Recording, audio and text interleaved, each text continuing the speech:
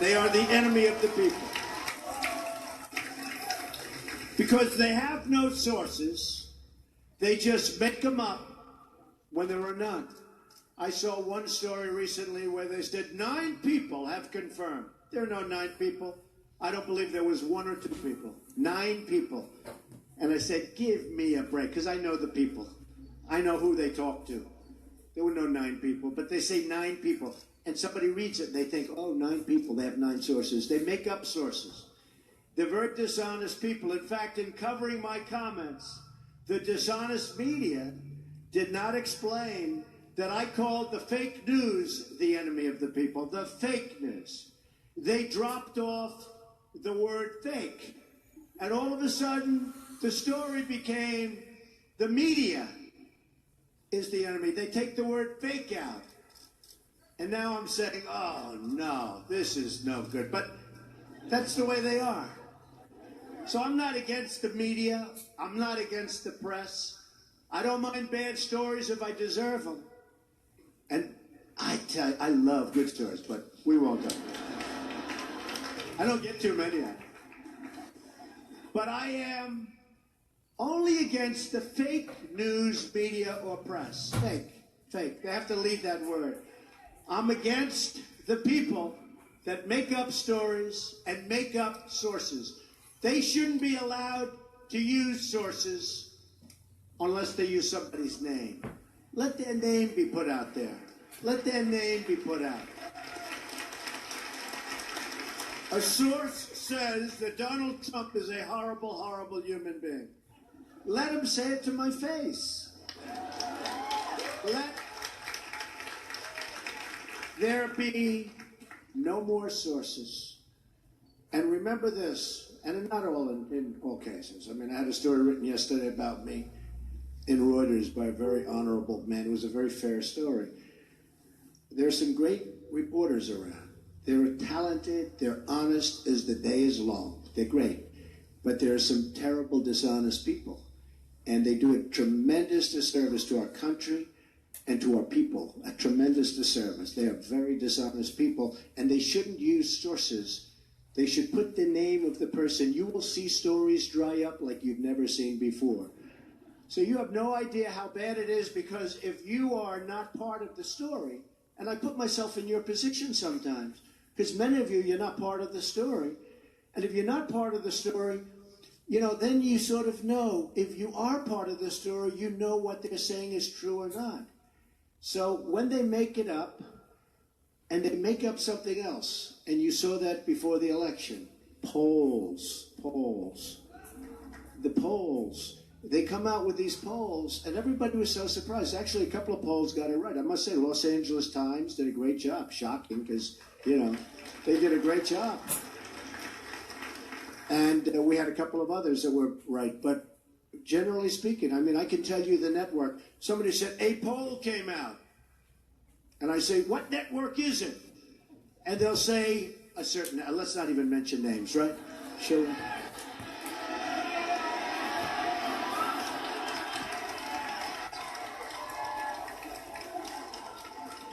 Yeah, you have a lot of them. Look, the Clinton News Network is one. Totally. Take a look, honestly. Take a look at their polls over the last 2 years. Now, you'd think they'd fire the pollster, right?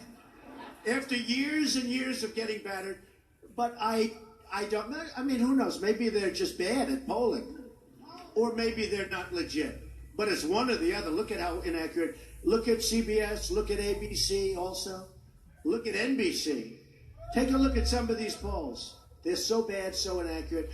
And what that does is it creates a false narrative. It creates like this narrative that's just like, we're not going to win. And people say, oh, I love Trump, but you know, I'm not feeling great today. He can't win, so I won't go and vote. I won't go and vote. It creates a whole false deal. And we have to fight it, folks. We have to fight it. They're very smart, they're very cunning, and they're very dishonest. So just to conclude, I mean, it's a very sensitive topic, and they get upset when we expose their false stories. They say that we can't criticize their dishonest coverage because of the First Amendment. You know, they always bring up the First Amendment. And I love the First Amendment. Nobody loves it better than me. Nobody. I mean, who uses it more than I do? But the First Amendment gives all of us, it gives it to me, it gives it to you, it gives it to all Americans, the right to speak our minds freely. It gives you the right and me the right to criticize fake news and criticize it strongly.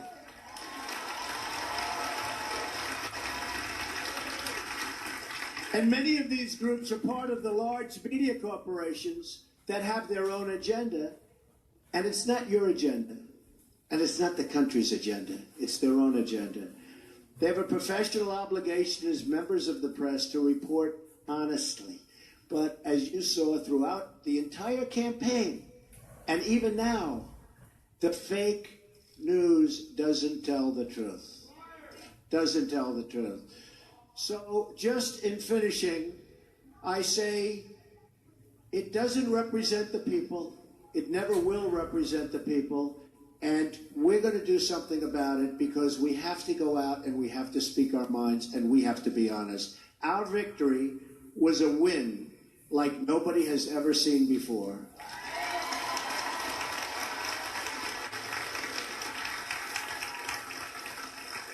And I'm here fighting for you, and I will continue to fight for you. The victory and the win was something that really was dedicated to a country and people that believe in freedom, security, and the rule of law. Our victory was a victory and a win for conservative values. And our victory was a win for everyone who believes it's time to stand up for America, to stand up for the American worker, and to stand up for the American flag. Yeah, there we should stand up. Come on. There we should stand up. Good morning, everybody. How you doing? Mark Connors, TCR Media Network. It's Friday. And by the way, we love our flag. And by the way, you folks are in here. This place is packed. There are lines that go back 6 blocks. And I tell you that because you won't read about it, okay? But there are lines that go back 6 blocks. There is such love in this country for everything we stand for. You saw that on Election Day. And you're going to see it more and more. So we're all part of this very historic movement, a movement the likes of which, actually, the world has never seen before. There's never been anything like this. There's been some movements, but there's never been anything like this. There's been some movements that petered out, like Bernie, petered out. I love the way But it was he just a little communicates, don't you? Superdelegate. He just Super petered delegate. out. She had so many delegates before the thing even started. I actually said to my people, how does that happen? Not that I'm a fan of Bernie, but a lot of Bernie people voted for Trump. You know why? Because he's right on one issue, trade. He was right about trade. Our country is being absolutely devastated with bad trade deals. So he was right about that. But we got a lot of Bernie support. So actually, I like Bernie, okay? I like Bernie. But I'm here today to tell you what this movement means for the future of the Republican Party and for the future of America. First, we need to define what this great, great, unprecedented movement is and what it actually represents. The core conviction of our movement is that we are a nation that put and will put its own citizens first.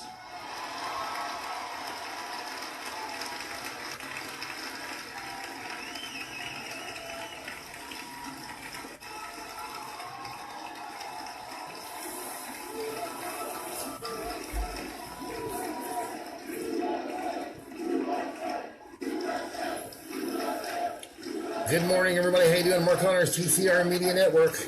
For too long, Cpac we've Live. traded away our jobs. It's Friday, guys. So terrible.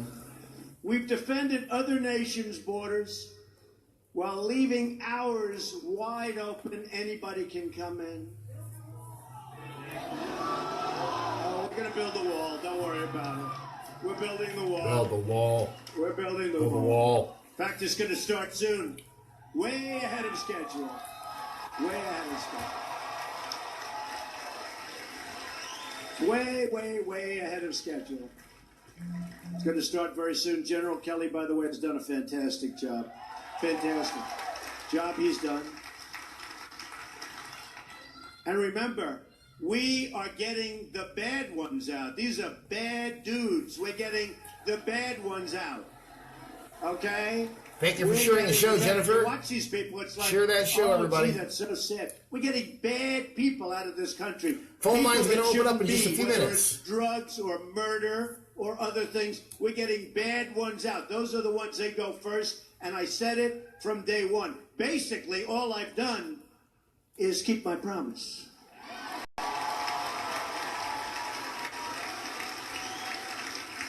What a president. We've spent trillions of dollars overseas while allowing our own infrastructure to fall into total disrepair.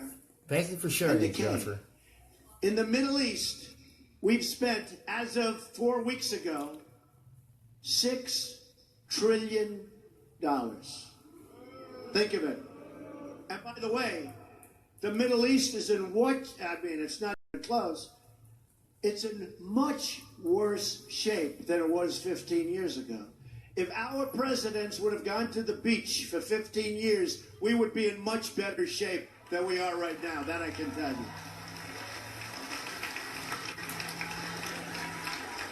Yeah, a hell of a lot better. We could have rebuilt our country 3 times with that money. This is the situation that I inherited. I inherited a mess, believe me. We also inherited a failed healthcare law that threatens our medical system with absolute and total catastrophe. Now, I've been watching, and nobody says it, but Obamacare doesn't work, folks. I could say, I could talk, it doesn't work.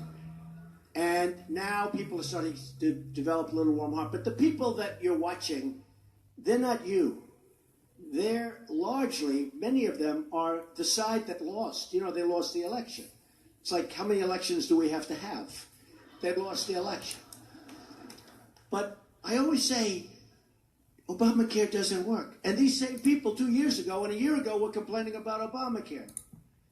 And the bottom line, we're changing it. We're going to make it much better. We're going to make it less expensive. We're going to make it much better.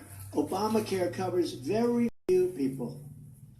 And remember, deduct from the number all of the people that had great health care that they loved, that was taken away from them. It was taken away from them.